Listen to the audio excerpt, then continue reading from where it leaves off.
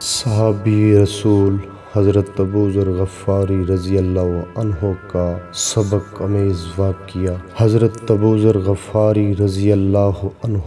حضور پاک صلی اللہ علیہ وآلہ وسلم کے نیک اور برگزیدہ صحاب میں سے تھے۔ ایک روز حضرت ابوذر غفاری رضی اللہ عنہ حضور پاک صلی اللہ علیہ وآلہ وسلم کی خدمت اقدس میں حاضر ہوئے اور عرض کی کہ یا رسول اللہ، میرے پاس 60 دمبیاں ہیں، اگر میں ان کو جنگل میں چرانے کے لیے جاتا ہوں تو حضرت کی جدائی مجھ سے برداشت نہیں ہوتی، اور میں اس بات کو بھی پسند نہیں کرتا کہ ان کو کسی چرواہے کے حوالے کر دوں اور وہ ان پر سختی کرے اور بری طرح سے چرائے۔ فرمائیے حضور، کیا کروں، کیا تدبیر کروں؟ حضرت محمد مصطفیٰ صلی اللہ علیہ وآلہ وسلم نے جواب دیا کہ تم خود ہی چرانے جاؤ۔ القصہ، وہ خود بکریوں کو لے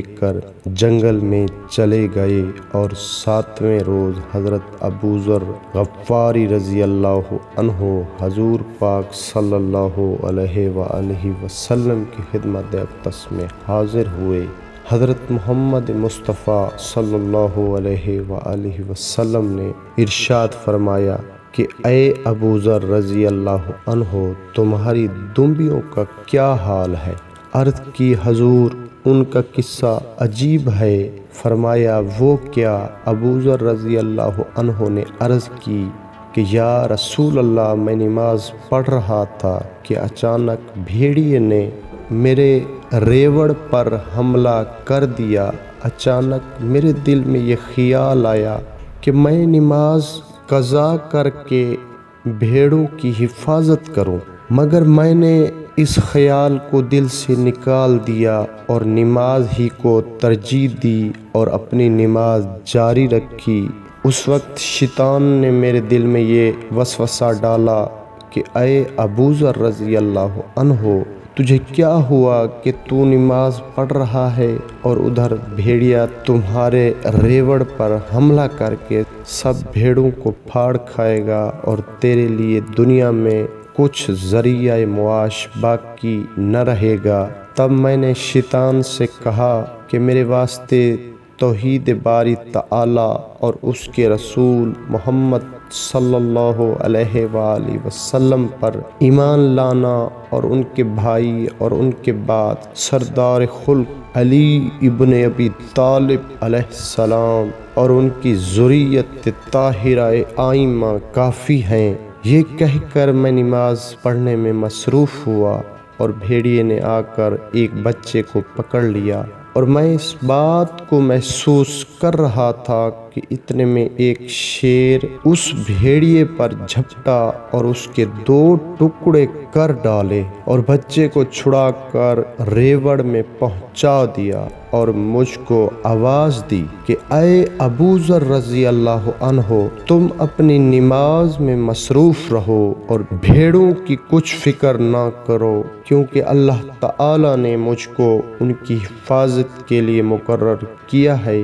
یہ صدا سن کر میں نماز میں مشغول ہوا، مگر اس واقعہ سے مجھے اس قدر تعجب ہوا کہ اس کا حال خدا کے سوا اور کسی کو معلوم نہیں۔ الغرض جب میں نماز سے فارغ ہوا تو وہ شیر میرے پاس آیا اور بولا کہ تم جاؤ اور حضرت محمد مصطفیٰ صلی اللہ علیہ وآلہ وسلم کی خدمت اقدس میں حاضر ہو کر عرض کرو کہ اللہ تعالی نے آپ صلی اللہ علیہ علیہ وآلہ وسلم کے اس بندے کو ایسی عزت بخشی کہ ایک شیر کو میرے بھیڑوں کے ریوڑ کی رکھوالی کے لیے مقرر کیا۔ اس واقعے کو سن کر حاضرین مجلس نہایت متعجب ہوئے۔ اس وقت جناب رسول خدا صلی اللہ علیہ وآلہ وسلم نے فرمایا کہ اے ابو ذر رضی اللہ عنہ، مجھ کو اور علی علیہ السلام اور حسن و حسین کو تمہاری بات کا یقین ہے۔ یہ سن کر بعض منافق کہنے لگے کہ معاذ اللہ، یہ بات محمد مصطفیٰ صلی اللہ علیہ وآلہ وسلم اور ابو ذر رضی اللہ عنہ کے باہمی مشورے کے نتیجے سے ہے۔ وہ چاہتا ہے کہ اس قسم کی باتوں سے ہم کو معاذ اللہ اپنے دام فریب میں پھنسائے، اور ان میں سے 20 آدمیوں نے باہم اتفاق کیا کہ باہر چل کر ابو ذر رضی اللہ عنہ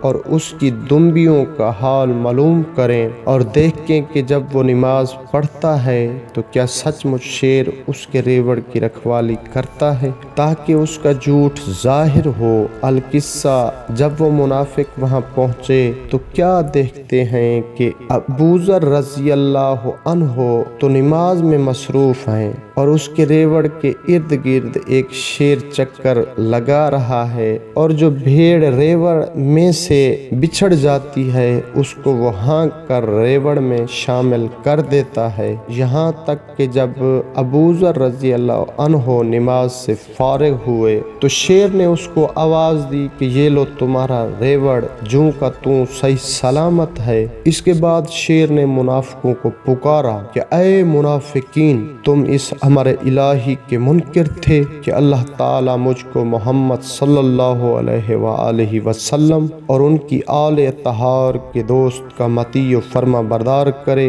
کہ میں اس کی بھیڑوں کی رکھوالی کروں۔ میں اللہ تعالی کی ذات پاک کی قسم کھاتا ہوں کہ اللہ تعالی نے مجھ کو ابو ذر رضی اللہ عنہ کا خادم اور مطیع قرار دیا ہے، یہاں تک کہ اگر وہ مجھ کو تمہارے چیر پھاڑنے کا حکم دیں تو ابھی سب کو ہلاک کر ڈالوں۔ میں اس ذات قسم کھا کر کہتا ہوں کہ اگر ابو ذر رضی اللہ عنہ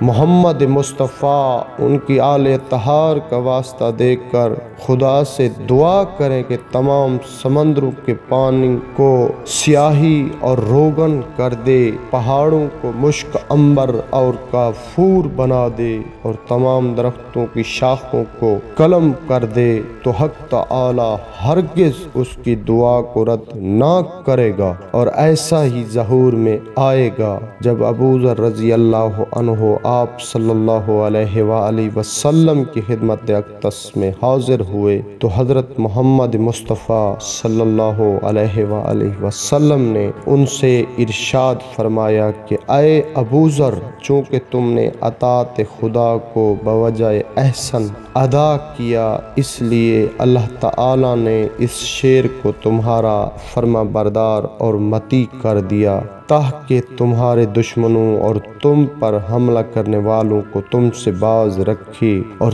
تمہاری حفاظت فرمائے۔ نتیجہ سبق، اس واقعے سے ہمیں یہ سبق ملتا ہے کہ ہمیں بھی اللہ تعالی اور اس کے رسول حضرت محمد مصطفیٰ صلی اللہ علیہ وآلہ وسلم اور ان کی آل طہار کی فرما برداری کرنی چاہیے تاکہ اللہ تعالی ہم پر بھی رحمتوں کا نزول فرمائے۔ آمین یا رب العالمین۔